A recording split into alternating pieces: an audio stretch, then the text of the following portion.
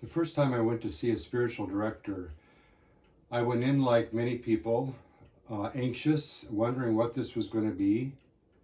And it wasn't long before I was quite amazed at how well she seemed to know me. It seemed like she had known me much of my life. She asked questions and made comments that seemed to reflect a depth of knowing that was actually quite uncomfortable for me at the time.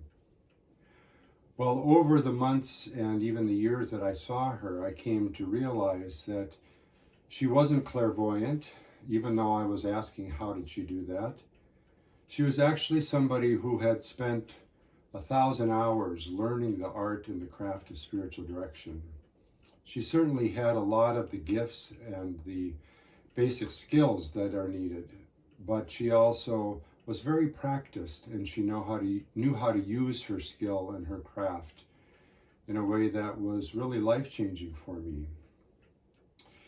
So as I look back on my own journey in spiritual direction and how I've come to the point where I am, I realize that some of what I've developed is based on some native skills that I have, but a lot of it's just come through the 1,000 hours of work and practice.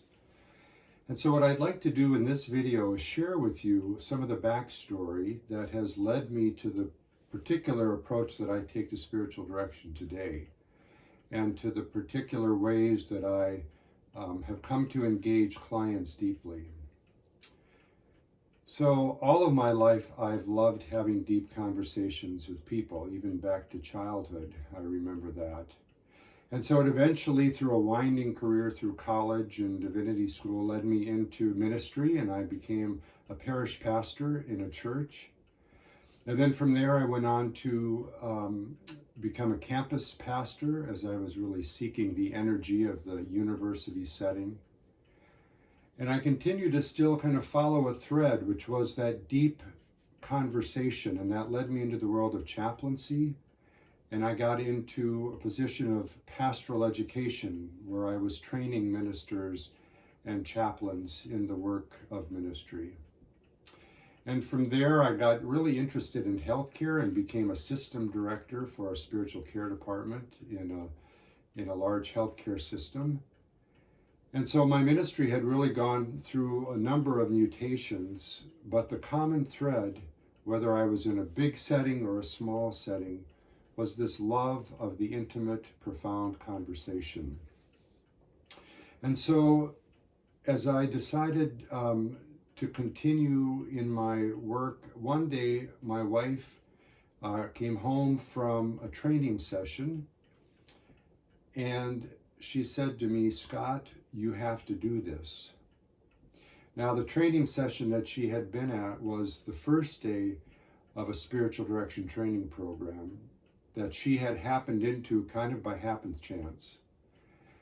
And so, because my wife is wise and knows a lot, I did in fact enter into that training program after she finished hers. And I did my 2-year training program, and then I actually became a part of the faculty of that program. And through that time, started to learn about the skills that are a part of spiritual direction training.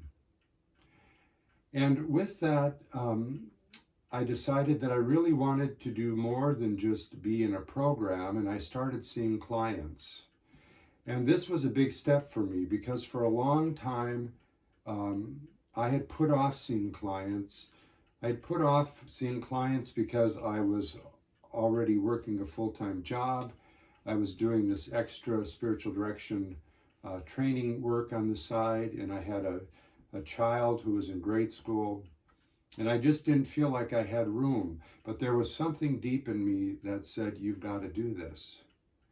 But I kept putting it off because there was an even bigger barrier, I think, that was working on me, and it was that sense of who am I to charge people for spiritual conversation. There was a lack of confidence that I was struggling with in my early years.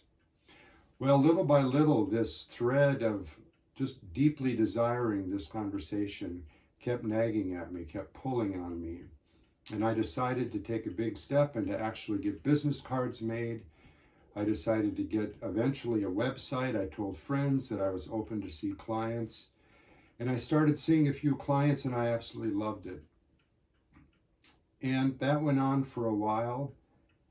And then I hit yet another barrier, another wall.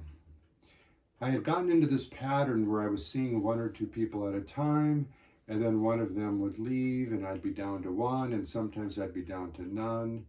And all of that started to erode the confidence that I had as a spiritual director. And over time, I just started to think, this isn't much fun anymore.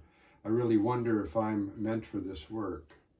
And I decided one day I've either got to do something different and think differently about the work, or I've got to just go back to my good life. And so I decided to invest in doing more reading about what it means to run a spiritual direction practice. And I started being a little more bold about telling people I wanted to see clients. I actually raised my rates a little bit to try to reflect some confidence. But the big shift happened for me when I took a really big step and I decided to go on a retreat in New York. And it was a retreat around spirituality and business. I decided I really wanted to try to understand the foundational aspects of this. And I did, in fact, have a huge epiphany, actually a number of them at this retreat. And one of the biggest epiphanies was the importance of doing spiritual direction out of my heart and not just trading ideas out of my mind with clients. And over time, as I started to apply the learning of this business side and the spirituality side, I really came into transform how I did spiritual direction. I transformed how I did my business, really looking at the systems that were a part of what I did. I really came into a different sense of who I was as a spiritual director as I engaged with clients. And I had this shift that was working more from the inside and less in terms of what I thought clients thought of me. And that enabled me to start talking differently with them. What I said to clients was different. So this shift of who and how and what over time really transformed the way that I did spiritual direction and spiritual guidance work. And so there have been a lot of little awarenesses and some very significant ahas that have happened and come to me over these years. And in kind of boiling it down, I have come to see that there are 4 really essential ingredients that are a part of a vital spiritual direction practice. And these are the ingredients that I want to share with you over the videos that follow.